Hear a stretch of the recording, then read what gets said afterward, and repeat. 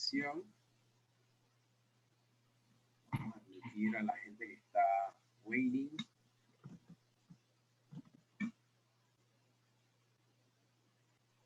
Bueno, buenas noches, damas y caballeros.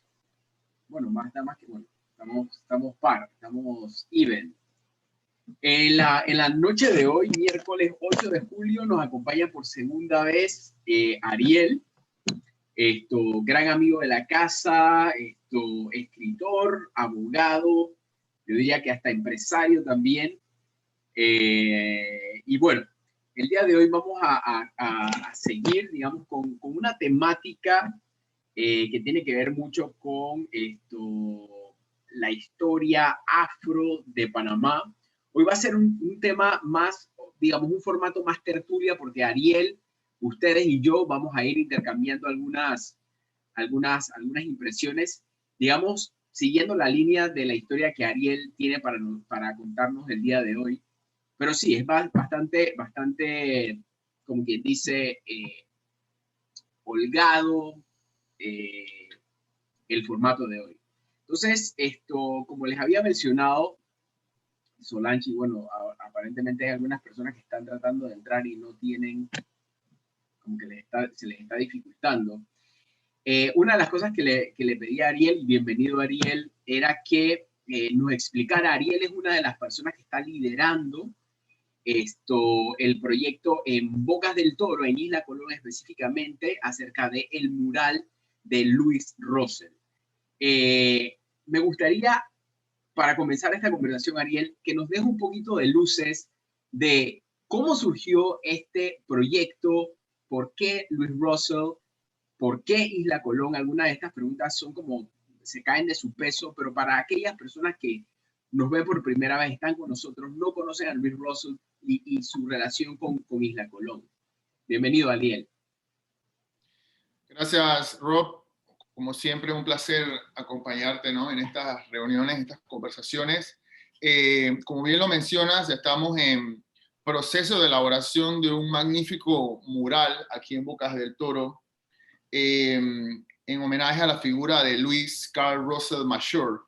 Para quienes no saben quién es Louis Russell, bueno, básicamente se trata de un pionero e innovador dentro del género del jazz, reconocido históricamente por los eruditos del género como una pieza clave en la evolución del jazz, y resulta que es bocatoreño. Nació en en el Cayo Carenero en el año 1902, muy cercanamente aquí a Isla Colón, y pese a ser una figura de gran preponderancia, ¿verdad?, a nivel histórico, es poco lo que se sabe de él en su tierra natal, es poca la conversación que existe y es muy poco lo que se difunde. Entonces decidimos de manera conjunta con miembros de la sociedad civil, comerciantes, personas afines a la cultura acá en Bocas del Toro, promover la creación de este magnífico mural de 25 metros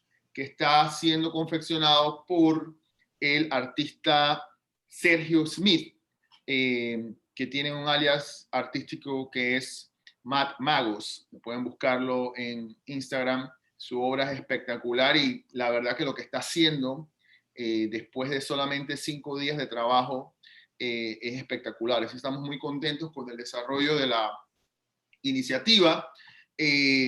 Y bueno, yo creo que es un buen contexto, Rob, para conversar sobre, ahí vemos unas fotos del día de hoy, vamos viendo cómo va avanzando y va tomando forma el mural. Pero Louis Russell es un personaje que yo creo que sirve de introducción para la conversación que vamos a tener el día de hoy sobre la relación intrínseca que hubo entre Colón y un movimiento cultural, político, social, que se dio en los Estados Unidos, específicamente en Nueva York, que es conocido como The Harlem Renaissance, o en español también se le denomina el Nuevo Renacimiento Negro. Y para poder entender el concepto de Harlem Renaissance, tenemos que hablar primero de un fenómeno de movilidad e inmigración histórica que se dio en Estados Unidos entre los años 1914 y 1920, en el cual al menos 500,000 de afroamericanos abandonaron los estados rurales del sur con destino hacia las ciudades las ciudades urbanizadas en el norte, básicamente Chicago y Nueva York. Los motivos económicos que impulsaron este movimiento migratorio fueron las condiciones sociales y políticas que se vivían en el sur de los Estados Unidos. Entre los años 1898 y 1910, la población afroamericana perdió el derecho al voto y por tanto a ser elegido dentro del poder político en los estados del sur. En breve se impusieron normas segregacionistas avaladas por el Poder Judicial, por la Corte Suprema de Justicia de los Estados Unidos, lo que conllevó a condiciones de vida denigrantes para millones de negros atrapados en el sur de los Estados Unidos.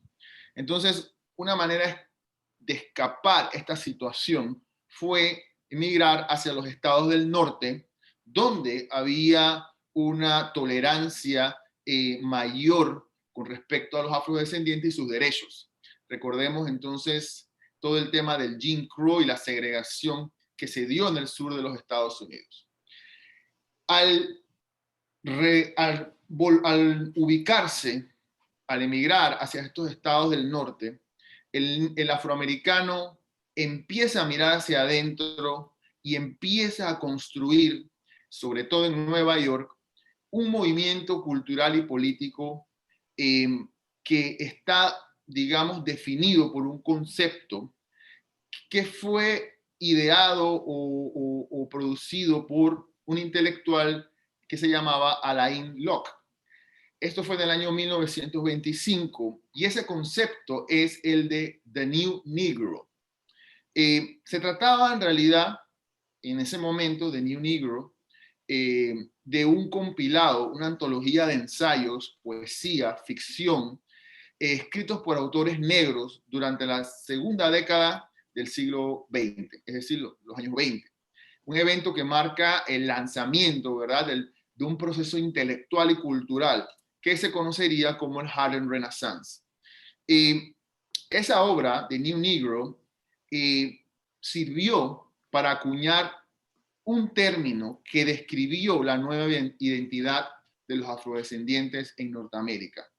Esa identidad estaba impulsada por su valía intelectual, estaba impulsada por su valía artística y un reclamo por la igualdad racial a través del respeto a los derechos civiles.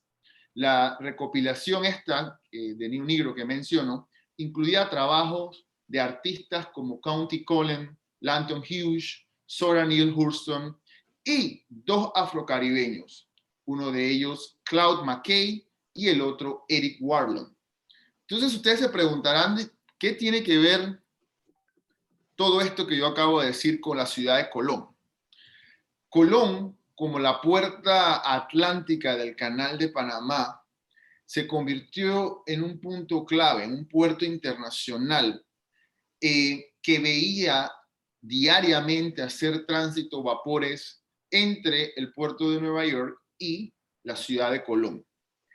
Rodeada de bases militares, un enclave colonial que sin embargo produjo una ciudad cosmopolita dentro de la cual, que se puede decir, se convirtió en la extensión caribeña de las ciudades del norte e incluso del sur, como New Orleans.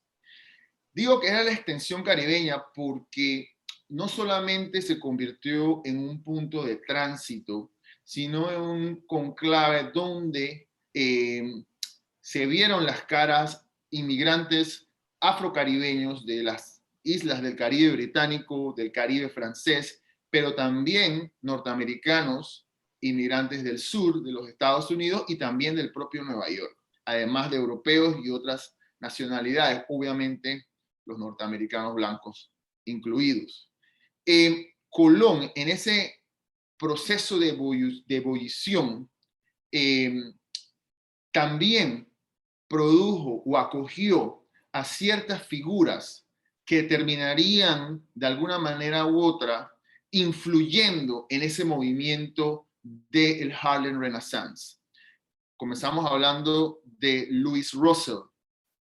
Creo que vale la pena que lo volvamos a tocar el tema ya que hablamos de él al principio. Louis Russell nació en Bocas del Toro, pero él llega a Colón en el año 1918. Está en Colón entre los años 1918 y 1921. Allí empieza a agitarse dentro del circuito de cabaret y también dentro del circuito rojo de prostitución en que se ubicaba en Colón y que te llevaba el nombre de Boca Chica. Ese circuito rojo estaba compuesto por burdeles regentados por madames, muchas de estas provenientes del sur de los Estados Unidos, específicamente New Orleans, y donde también habían músicos itinerantes que habían escapado de varios de los circuitos rojos o distritos rojos de los Estados Unidos, entre ellos el recién clausurado Storyville en New Orleans, producto de la prohibición que se había dado del alcohol en estos distritos y en los Estados Unidos en general, y terminan en Colón, donde había o primaba una libertad o un libertinaje, ya que no era parte de la jurisdicción norteamericana, la ciudad de Colón en sí. Esto produce esa inmigración y produce esa interacción musical. Russell va entonces cultivándose como músico popular de jazz. Ya existían orquestas de jazz en Colón para el año 1917, entre ellas de Cocosolo Jazz Orchestra, que era producto de soldados norteamericanos negros del sur establecidos en la base naval de Cocosolo. Y también otras como de Jolly Dozen Jazz Band, de afrocaribeños. Entonces ya vemos que el jazz no solamente se expandió de New Orleans, donde hizo eclosión, hacia las ciudades del norte de Estados Unidos, pero también hacia el Caribe. Russell emigra hacia los Estados Unidos en el año 21. Llega a New Orleans, ahí traba amistad con la primera y segunda generación de creadores del jazz, luego se va a Chicago siguiendo la ruta del jazz y termina en Nueva York, en Harlem, en el año 1927.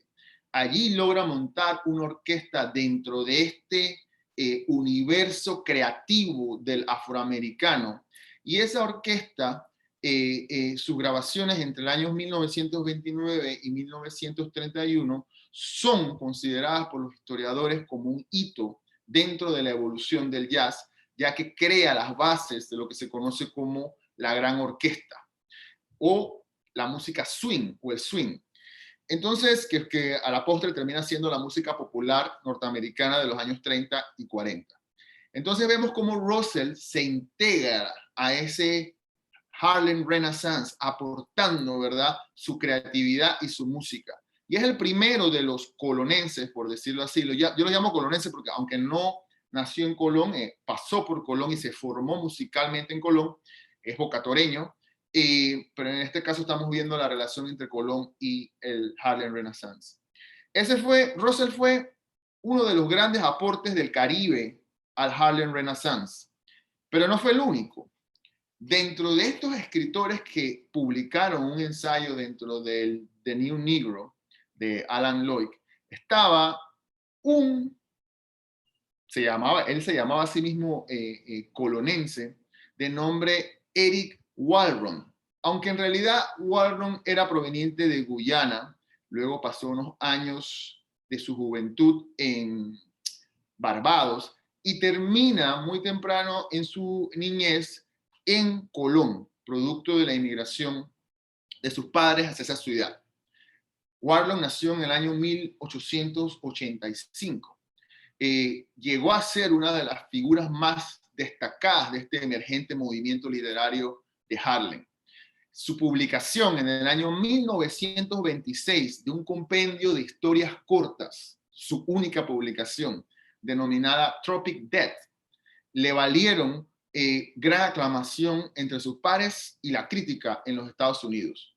Su obra rescata en muchas oportunidades la vida del inmigrante caribeño y su entorno en la franja canalera, específicamente en Colón, donde vivió entre 1911 y 1918, fecha en la que se traslada a la ciudad de Nueva York. Definitivamente que Warlon es uno de esos escritores olvidados por nuestro pensum educativo, de gran renombre, de gran connotación, parte de ese movimiento del renacimiento de Harlem, y que nosotros no tenemos ningún tipo de contacto con su obra dentro de nuestro proceso educativo. Su obra es en inglés, pero digamos que The Tropic Death, que es una historia de varios cuentos, al menos la mitad están ubicados en ese Colón en plena ebullición luego de la inauguración del canal y que se convertía en, vamos a decirlo así, la gran ciudad portuaria del Caribe. Entonces, yo creo que vale la pena que rescatemos a Warlon. Creo que sus cuentos son magníficos, aunque solamente publicó esa compilación que se llamaba Tropic Death. Tuvo una segunda etapa de su vida complicada, plagada por enfermedad mental. Muere en Londres en el año 1940. Nunca pudo terminar su segunda gran obra, que se llamaba La Franja, que era una obra sobre la construcción del Canal de Panamá. Se perdió el manuscrito, creo que ese es uno de los manuscritos más buscados, ojalá aparezca algún momento el manuscrito de La Franja. Creo que vale la pena rescatar a Warlon y creo que vale la pena leer a Warlon. Su obra es magnífica y no solamente publicó esa obra que ya mencioné, sino que publicó muchísimos cuentos en periódicos de la época, en Vanity Fair, en revistas incluso. Uno de 1923, si no me equivoco, que se llama Godless City, que es una recreación ficticia del gran incendio de la ciudad de Colón del año 1915. Les recomiendo que traten de leer a Eric Derlend Warlon. Otro de los grandes músicos que parió Colón y del que se sabe muy poco es el gran Vernon Andrade. Vernon Andrade nació en el año 1892. Poseedor también de una historia muy singular, marcada por el canal, por la franja que partió el istmo, ¿verdad? Y que creó vínculos entre los integrantes de la comunidad negra inmigrante y de ascendencia caribeña, que se rebelaba empujando el renacimiento de Harlem. Él era originario de Jamaica, donde nació en 1892, como mencioné, pero se trasladó de la mano de sus padres a la ciudad de Colón en la época de la construcción del canal. Aquí en Colón creció, igualito como ocurrió con Louis Carl Russell, se formó como músico profesional en el caldero rítmico que incubó el Distrito Rojo de la metrópoli, al igual que en el circuito de cabarets, donde tocaba el violín para miles de marinos de la época de la Gran Guerra, ¿verdad? Entre el 14 y el 18. En 1920, con 28 años a cuestas, Andrade desembarcó en Nueva York, consiguiendo empleo en una agrupación de un músico que se llamaba Deacon Johnson, y recibió la oportunidad de liderar su propia orquesta en un salón de bailes cuya infraestructura aún está en pie en Harlem, que se llamaba The Renaissance Ballroom. Le decían de cariño The Rennie, en el año 1925. Esta orquesta lamentablemente no grabó, pero la bibliografía, la historiografía, los recuentos que existen sobre la banda la colocan como una de las mejores, que competía con la de Russell, con la de Duke Ellington, con la de Cap Calloway de igual a igual. Sin embargo, era conocida como una banda de West Indians porque básicamente el Rennie se había convertido como el centro de reunión y convergencia de los West Indians en Harlem. Los West Indians aportaron a esa gran migración y a ese renacimiento de Harlem. Entonces, ahí vemos cómo Vernon Andrade forma parte también de ese Colón que aportó al Harlem Renaissance. Otra de las... Una pregunta, Ariel, disculpa que te interrumpa. Y un poco a mí siempre me gusta en mis preguntas como conectar el presente con el pasado mientras en este caso tú estás desenvolviendo esta historia. Pero ya tú has mencionado por lo menos 3 personajes entre 1890, 1920, 1930 que se han destacado al mismo tiempo que la ciudad de Colón comienza a hacer efervescencia, ¿no? Como bien lo has dicho. Pero para ponernos a imaginarnos esa ciudad de Colón, ¿esto dónde ocurre? O sea, Avenida Central, calle Tercera, Cuarta, Quinta, Sexta, es en esa ciudad de Colón que hoy vemos que está prácticamente, pues, olvidada, cayéndose a pedazos, porque por lo menos en mi imaginación me dificulta ponerme como en esa ciudad de Colón, ¿sabes? Que está cosmopolita, bueno, llena de marinos, con una efervescencia cultural, artística. O sea, y yo veo las fotos y las veo, encuentro las fotos y se ve todo nítido, ¿no? Pero ¿dónde ocurre todo esto? Bueno, ocurre dentro de las 16 calles que forman parte de lo que se conoce como el casco antiguo de la ciudad de Colón. Cada calle tenía su propio nombre en inglés, distinto al como se conocen en español. Habían, por ejemplo, una que era muy famosa que estaba muy cercana al circuito al Distrito Rojo, que se llama Bottle Ali. Había una serie de lugares donde ocurría esto, donde estaba ubicado esto, igual que en el que no recuerdo exactamente la ubicación exacta, puedo buscarlo posteriormente, pero sí la tengo, de dónde estaba ubicado el Distrito Rojo de Colón y dónde estaban ubicados los cabarets, todo dentro del área de la ciudad. Recuerda que la Colón, a diferencia de lo que pasaba en la ciudad de Panamá, donde había una demarcación física de lo que era la zona del canal y la ciudad de Panamá. En Colón, en muchos lugares, esa demarcación era invisible. Uno transitaba unos cuantos pasos de un lugar a otro y estaba en la zona del canal. Estaba lo que se llamaba Front Street, la calle de al frente, donde estaba ubicado la estación del ferrocarril. Habían también muchos cabarets en esa área. Pero Front Street estaba partida. Ya un poquito más adelante ya estaba lo que se llamaba como Cristóbal. Ya Cristóbal era parte de la zona del canal. Entonces había toda una interacción extraña producto de que la ciudad estaba partida por la zona del canal. Sin embargo, sí, todo esto que yo estoy relatando ocurría dentro de esas 16 calles, que era la ciudad de Colón en ese momento. Entonces, así es. Otra de las figuras importantes y de gran repercusión que aportaron al Harlem Renaissance es el gran Alfonso Teófilo Brown, Panamá Al Brown. Panamá Al Brown nació en 1902, el mismo año que Louis Carl Russell. El Caribe panameño se ocupó en parir 2 grandes figuras, ¿verdad?, afrodescendientes ese año 1902. La historia del boxeador Panamá Al Brown, primer campeón mundial nacido en Latinoamérica, se entrelaza de forma singular con la de Louis Carr y Vernon Andrade.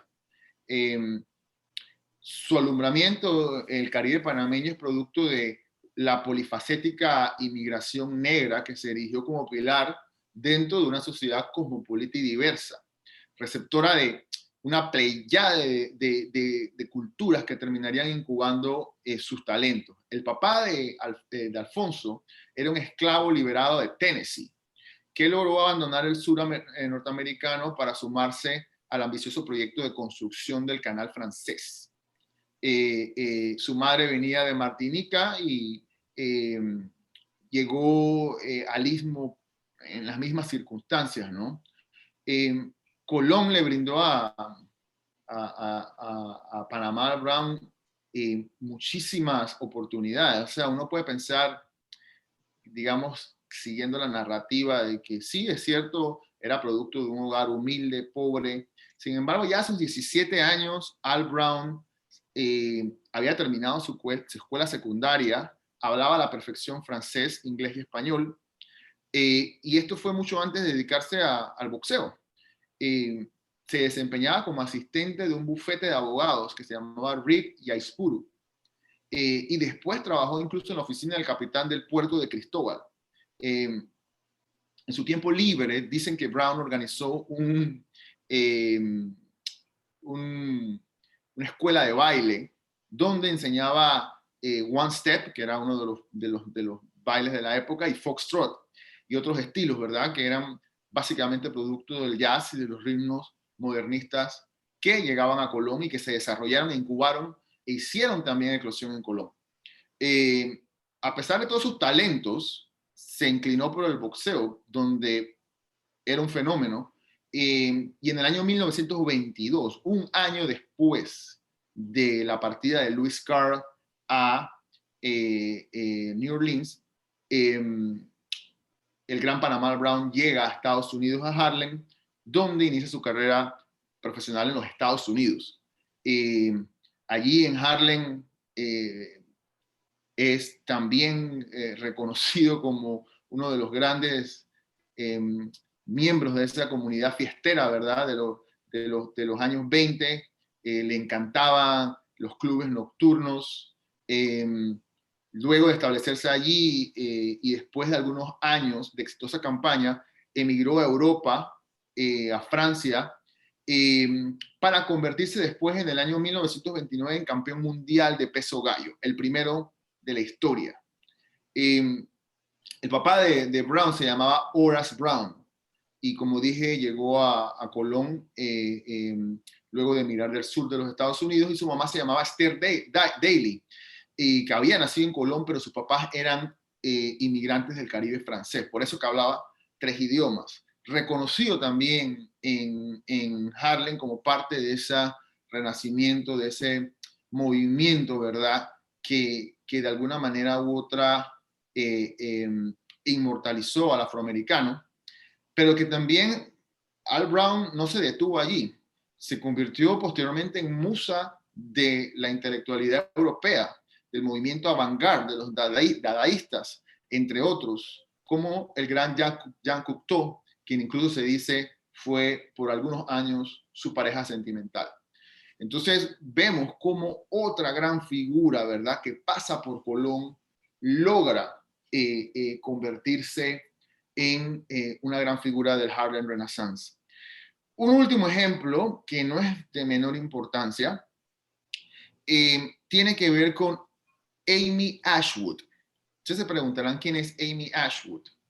Amy Ashwood fue la cofundadora, junto a quien sería después su esposo, Marcus Garvey, de The United Negro Improvement Association, la gran entidad, ¿verdad?, panafricanista fundada en Harlem, fundada en Jamaica, pero que hizo explosión, o hizo su básicamente eclosión en Harlem, y que básicamente promulgaba el rescate de el orgullo afroamericano, afrodescendiente en general, porque tenía una gran membresía en el Caribe, y que mezclaba ese impulso con diversas factores como el retorno del hombre negro a África, para muchos no un retorno físico, sino intelectual,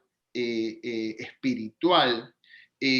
Garvey, muy conocido porque visitó Panamá, Colón, Bocas del Toro, el fundador de lo que se llamaba The Black Star Line, esta línea naviera del hombre negro, la primera línea naviera del hombre negro que buscaba, ¿verdad?, impulsar y proveer autosuficiencia económica y espiritual al afrodescendiente. Entonces, Amy también vive en la ciudad de Colón durante su juventud, hasta casi los 16 años de edad, ya que su papá trabajaba o era un empresario jamaicano que se estableció acá. Luego ya casi al final de su adolescencia se retorna a Jamaica, donde conoce a Garvey, y juntos fundan la United Negro Improvement Association, una que tenía su base en Harlem, y que también aporta a este nuevo Harlem Renaissance. Y la razón es que no solamente era un movimiento cultural o intelectual, era un movimiento político que buscaba recuperar, ¿verdad?, el derecho humano del afrodescendiente o afroamericano. Entonces, yo creo que en términos generales, esa es la historia que les quería contar. Vemos entonces cómo se ha podido identificar figuras puntuales que vivieron en Colón, que se desarrollaron en Colón y que logran, ¿verdad?, impulsar también con su inmigración hacia Nueva York ese movimiento denominado el Harlem Renaissance, del que mucho se habla el día de hoy y que es reconocido, ¿verdad?, como un punto clave, ¿verdad?, dentro de la evolución de las artes, de la política, del intelecto del afroamericano durante el siglo XX.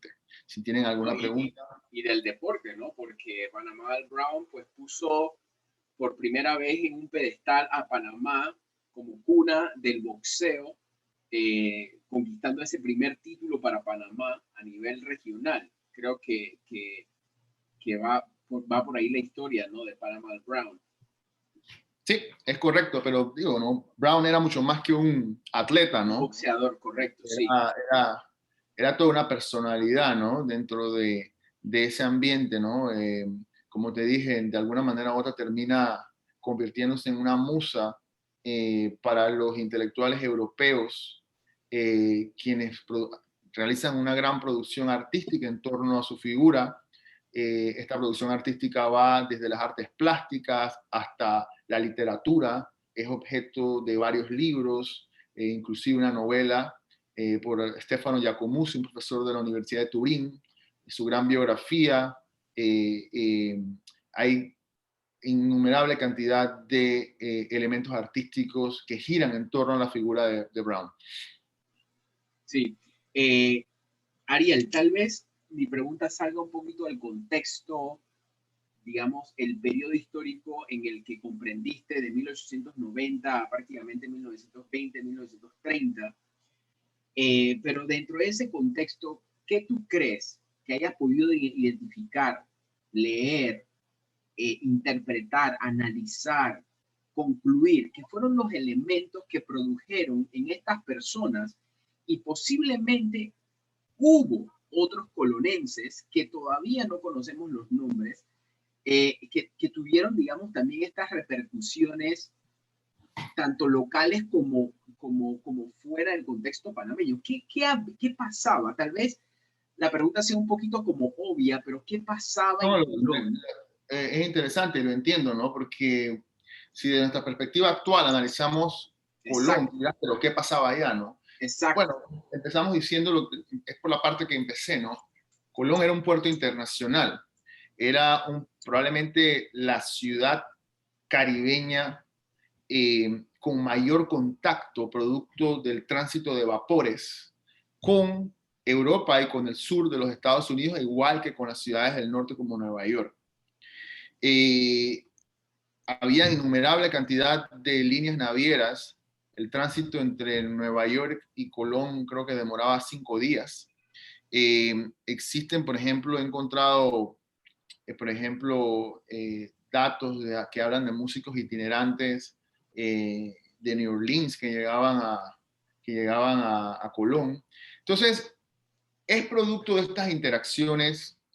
Colón era una ciudad globalizada, aportó a ese Caribe transnacional del que poco se ha escrito. Al converger allí una inmigración prolija de distintos lugares del Caribe, pero también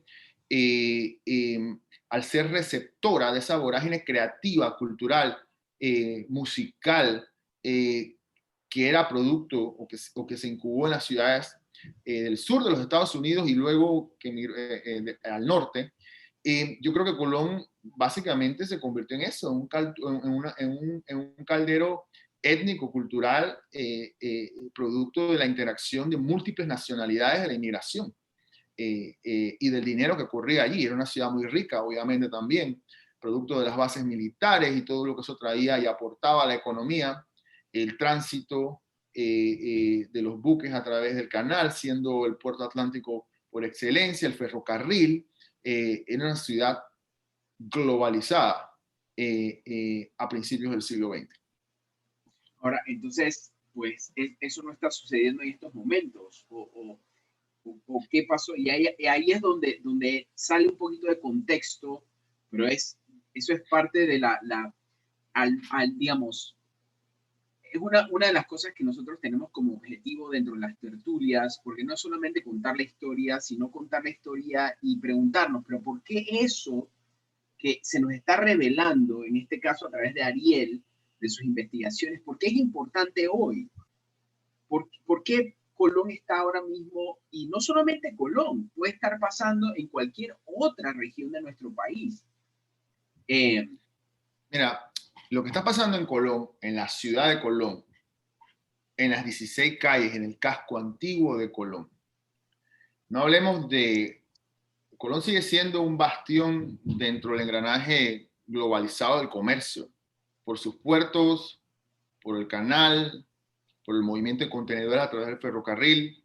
Esas condiciones permanecen. La situación de Colón, en mi concepto y en mi análisis, pasa por una exclusión generacional que han tenido los habitantes de la provincia producto de su origen étnico y social. Colón, básicamente, ninguno de los personajes que yo menciono el día de hoy, todos tienen algo en común, todos son afrodescendientes, pero también tienen otra cosa en común. De ninguno se habla en nuestras escuelas, de ninguno, ninguno se le ha introducido formalmente en nuestro pensum educativo formal. Entonces la exclusión es una exclusión educativa, es una invisibilización de los logros, de la trascendencia histórica del afrodescendiente. Y eso tiene un impacto mayor en la población, una población que fue tradicionalmente sometida desde el año 1904 y en adelante a diversos intentos por extirpar su nacionalidad, sus hijos al haber nacido aquí, en muchos casos se les renegó la posibilidad de ser panameños o se les extirpó de ese derecho, culminando con la Constitución racista del año 1941, que extirpaba a los afrodescendientes de su derecho a la nacionalidad panameña. Eso fue un proceso que culminó en el 41, pero que tuvo muchísimos episodios legales, producto de decretos leyes emitidos de forma concatenada, resaltando el año 1924 dentro del gobierno del presidente Chiari. Entonces, todas esas cosas yo creo que de una manera u otra han influido a una exclusión que hoy no hace mucho sentido, porque si tú lo analizas con una mirada cortoplacista, parece que lo que yo estoy hablando es una excusa o una excusa rebuscada. Pero es que esa gente son producto de esa población excluida, de esa población rechazada, de esa población negada e invisibilizada. Y eso viene así desde hace décadas, por no decir 100 años. Yo te digo a ti que no es coincidencia que no exista en los archivos de este país, del registro civil de este país, ningún dato que dé certeza del nacimiento de Alfonso Teófilo Panamal Brown ni de Luis Russell. Y así como ellos, hay muchísimos otros afrodescendientes que fueron excluidos de la historia. Las razones son múltiples. Si bien es cierto, el registro civil no se incorporó hasta el 1915, también es bien cierto que la data que se utilizaba o se utilizó para registrar a estas personas era producto de la Iglesia Católica. La mayoría de esta gente, bueno, todos los que he mencionado, no eran católicos, eran de otras denominaciones religiosas protestantes, producto de su ascendencia caribeña. Entonces, yo no estoy diciendo que este es un tema exclusivamente de racismo, pero yo creo que hay una exclusión generacional de la población colonense que ha tomado unas formas distintas, que ha tomado unas formas que hoy en día son complicadas y que no se pueden explicar o resumir diciendo, bueno, hay racismo. Yo creo que sí lo hay racismo, pero viene de hace 100 años y esa exclusión es intelectual, esa exclusión es educativa, esa exclusión es de todo tipo. Al menos esa es mi opinión. Yo lo veo de esa manera una vez que analizo la historia y analizo la relevancia de estos personajes de los que estoy hablando el día de hoy y de los que no se conoce nada. ¿Por qué? Porque no son considerados panameños, empezando por ahí. Sí, Panamal Brown, primer campeón latinoamericano, da hasta risa, porque de latino como tal, lo único que tiene es que nació en un país legalmente hispanohablante, pero su idioma nativo era el inglés y el de su madre el francés, y eso no lo hace menos panameño. Era obviamente afrocaribeño. Entonces, yo creo que es parte de la conversación aceptar la diversidad cultural de nuestra nacionalidad. La diversidad cultural no es simplemente celebrar el mes de la etnia negra y vestir a los niños, no sé, a veces no sé por qué estas vestimentas que, en realidad aquí el tema es entender cuál es el aporte verídico del afrocaribeño a la conformación de la nación panameña, y mucho ha aportado, y no solamente a la nación panameña. Lo que hoy discutimos es el aporte del afrocaribeño panameño al desarrollo de un movimiento intelectual internacional y reconocido globalmente. Y eso tampoco se habla. Entonces yo creo que lo que estás haciendo es muy bueno, dando la oportunidad de que personas hablemos sobre este tema, ¿no? Así es. Bueno, mi última pregunta, y vuelvo y quiero estimular, motivar, invitar a todos los participantes. Siento a veces que un público un poquito tímido para poner sus micrófonos y hacer sus aportes, hacer sus comentarios, pero para eso estamos. O sea, queremos transformar un poco la manera en que contamos la historia y utilizamos la historia para apalancar ideales, visiones hacia el futuro de Panamá. Y por eso estamos haciendo esto. No es solamente un tema de relatar la historia y que se quede como un cuento. No, es que se incorpore en nuestros ideales, en nuestras visiones, en nuestros valores y nos proyectemos hacia adelante y hacia nuestra identidad y visión como panameños. Entonces, yo creo que en este último, digamos, en estas últimas palabras, has dibujado un poco la pregunta a la que te voy a hacer. O sea, ¿por qué este tema debería ser relevante e importante discutirlo, desmenuzarlo, analizarlo, reflexionarlo y que comience a formar parte de nuestra conversación, ¿no? Hey, pasó esto aquí. Miren, les doy un ejemplo y no quiero politizar el tema. ¿Cuándo fue? El sábado. Mi hija, ojalá la conozcan pronto, de 2 años y medio, está fascinada con descubrir nuevas cosas. Bueno, mi esposa es bien outdoorsy, o sea, es bien que le gusta estar afuera también, estimulándola en ese sentido. Y yo dije, bueno, ahora ella tiene unos cuentecitos donde los personajes preferidos de ella van a los museos. Y yo dije, hey, ¿qué tal si vamos al Museo del Canal? Y nos fuimos al Museo del Canal. Ella estaba no sé qué, yo leyendo, papá, y llegamos. 1904, 18 de noviembre, firma el tratado Haibuno Varila, leo, y era como si me estuvieran contando la historia de Panama Ports en estos momentos. Y yo digo, pero ven acá, o sea, ¿cómo es que los que dirigen nuestra nación no están conscientes de esos eventos, hitos históricos para tomar nuevas decisiones o mejores decisiones de cara a la visión que deberíamos tener como país? ¿Ok? Entonces, eso es lo que yo quiero provocar con todo esto. Pero bueno, Ariel, ¿por qué esto es importante? ¿Por qué debemos reflexionar? Y bueno, anécdota, y yo creo que también te lo dejo ahí para que cuando tengas tiempo de ir a... ¿Dónde fue que encontramos esa película? La encontramos en Amazon Prime.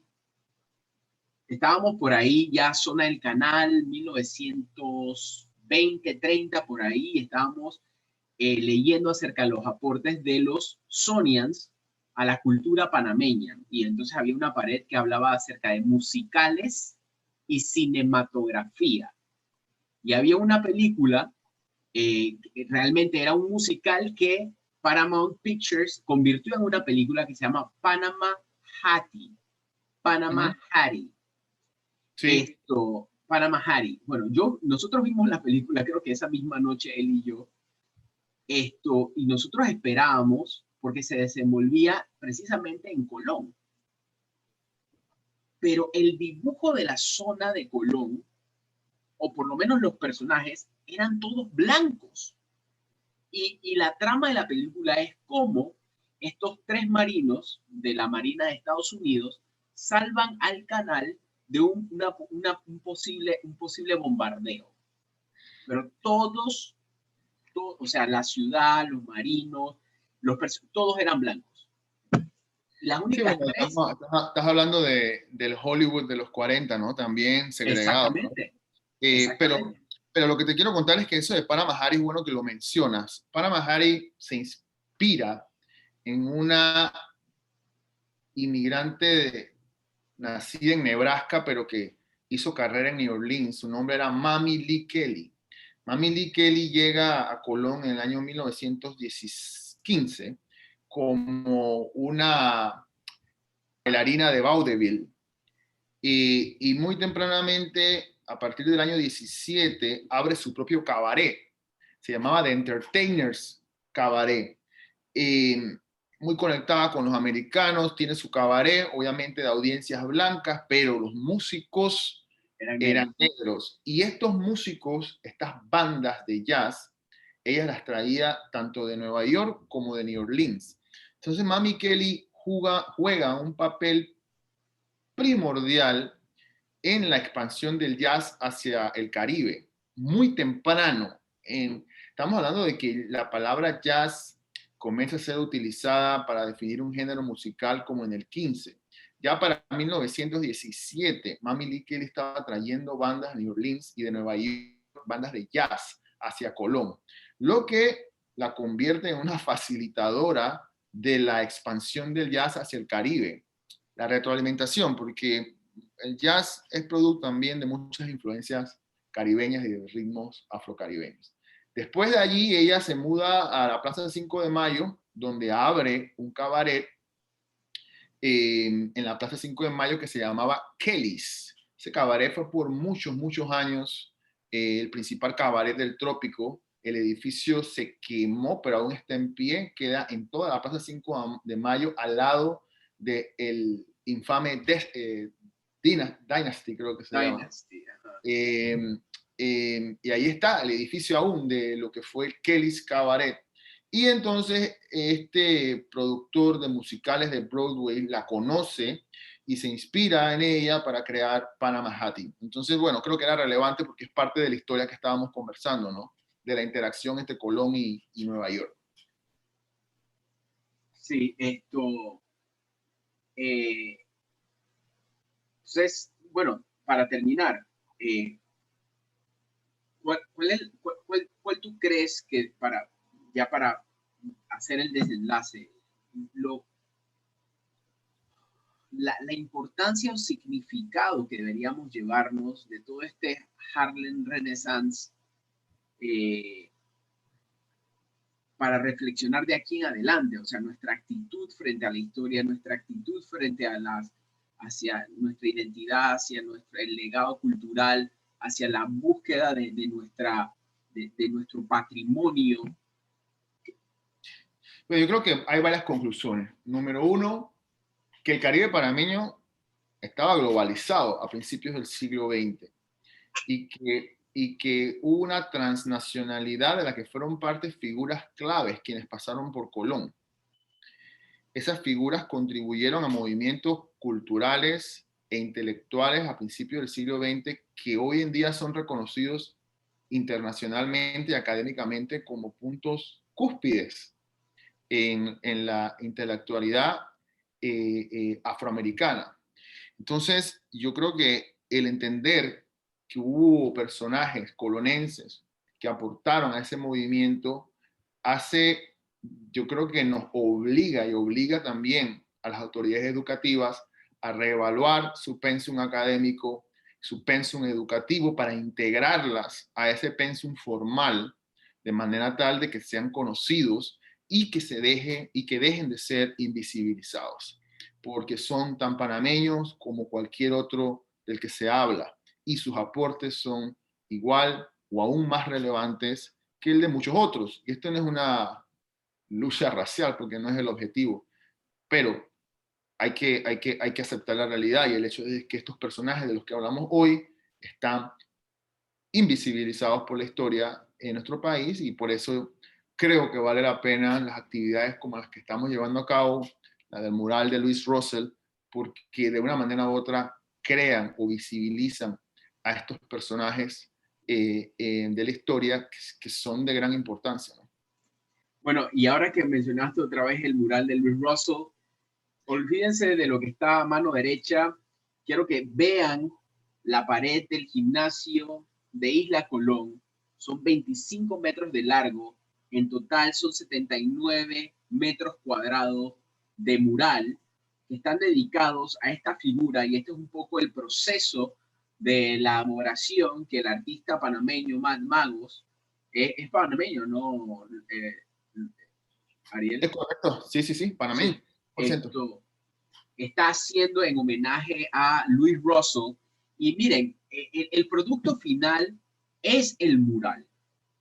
Esto es como que la punta del iceberg, lo que se ve, pero detrás hay digamos, una comunidad de gente, empresas, comercios, personas naturales, que nos hemos involucrado precisamente para plasmar en esta pared, como pudiera ser en un busto, en una escultura, en un musical, en un libro, en una tertulia como la que estamos haciendo hoy, parte del reflejo de la cultura de nuestra historia panameña. Esto ya fue hace varios días atrás, ¿no? Ariel. Ese fue como el segundo día. Yo creo que las que te mandé hace un momento son las de cómo Las de terminó hoy. ahí. Así vamos al día de hoy, correcto.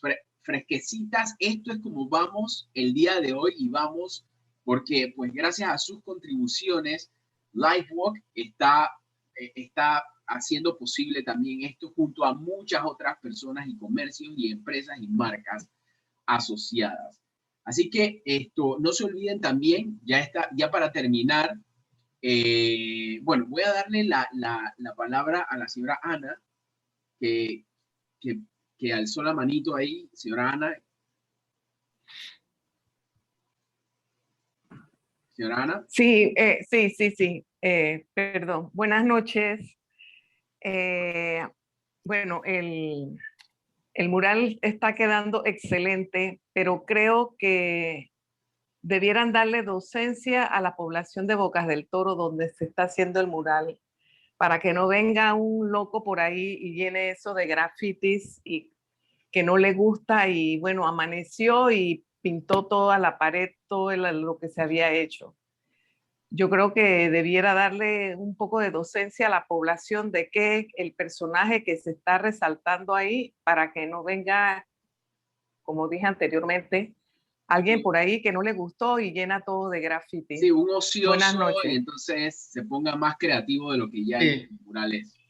Bueno, es cierto, buena recomendación. Estamos dentro de esta semana, yo estoy aquí en Bocas, de hecho, vine para acá 15 días. Eh, Dentro del proceso de configuración del mural, hemos tenido varios eventos. El día de ayer fue quizás uno de gran importancia, donde hicimos un recorrido por la vida de Russell junto con su música. La comunidad está muy involucrada. Ese mural es producto de las contribuciones de la comunidad de Bocas del Toro mayormente y de algunos afines como Lifewalk. La comunidad de comerciantes está 100% involucrada, las personas pasan, se toman fotos, hablan con el artista, o sea, es una revolución cultural realmente lo que está ocurriendo y la gente, la idea es que se sientan dueñas de eso y que lo cuiden y lo protejan, ¿no? Y creo que estamos logrando ese cometido. El sábado hay otro evento sobre la vida de Russell y todo el mundo está entendiendo ya el valor que tiene esta figura que también puede servir para apalancar la industria del turismo, que puede servir para apalancar un turismo cultural, que es un componente importante de la oferta que puede tener Bocas del Toro. Entonces creo que está siendo recibido muy bien, pero gracias por sus comentarios porque son muy válidos. No, y yo pienso que también desde el punto de vista social, eso va a ayudar mucho y estas charlas, de hecho, con Ariel estamos trabajando para que dentro del aplicativo móvil de recorridos audioguiados de Lightwalk esté señalizado el mural de Luis Russell y un relato de un minuto y medio, tal vez no sea mucho, pero por lo menos ya hay un relato, una narración que explica un poco el significado detrás. Y desde el punto de vista social, a lo que iba era que esos jóvenes entre 5, 10, 15 años se vean reflejados en un ícono que nació en su propia isla y sean los próximos Louis Russell, sean los próximos escritores, sean los próximos médicos, como el abuelo de Ariel, el doctor Price, entre muchos otros profesionales. Necesitamos, digamos, esos íconos. Y bueno, para terminar, recuerden que la contribución que hicieron de $5, va a estar destinada para una serie de podcasts que estamos produciendo acerca de la historia de Panamá, narraciones que serán donadas a un colegio público y publicadas también en podcast. Muchas gracias por haber venido hoy, a los que ya nos acompañan desde el principio del año y a los nuevos participantes, sigan participando en nuestras tertulias y participando. Recuerden que a partir de este mes ya encontrarán en nuestro canal de YouTube todos los lives que hicimos el año pasado y ya comenzamos a publicar los de este año, que de hecho este año comenzamos precisamente con Ariel y ya está publicado en nuestro canal de YouTube. Y bueno, gracias Ariel nuevamente por esta conversación, esta tertulia que tuvimos el día de hoy. La verdad es que es impresionante. A mí me inyecta mucha más energía, motivación e interés por seguir trayendo personas como tú para relatar historias de Panamá. De hecho, les adelanto algo, pronto vamos a tener por segunda vez a una persona de la comunidad Cuna que ha estudiado e investigado acerca de la revolución Dule. ¿Ok? El señor Atilio, vamos a tenerlo posiblemente a finales de julio o principios de agosto. Así que no se lo pierdan, manténganse conectados a nuestro canal de YouTube, a nuestra cuenta de Instagram, @LifeWalkInc. Y nada, un abrazo fuerte, enorme. La verdad es que me perdí estar allá en Isla Colón, pero yo sé que va a ser un éxito enorme. yo estaré allá ya agosto, septiembre, para ver el mural con mis propios ojos. Pero éxitos totales, Ariel. Espero que sigas disfrutando tu estadía ahí en Isla Colón, y éxitos con las charlas y todo lo que tienen planeado hacer. Gracias a ti, Rob, por el espacio, como siempre, para conversar sobre estas cosas de las que poco se habla, y a la audiencia también por haber estado presentes.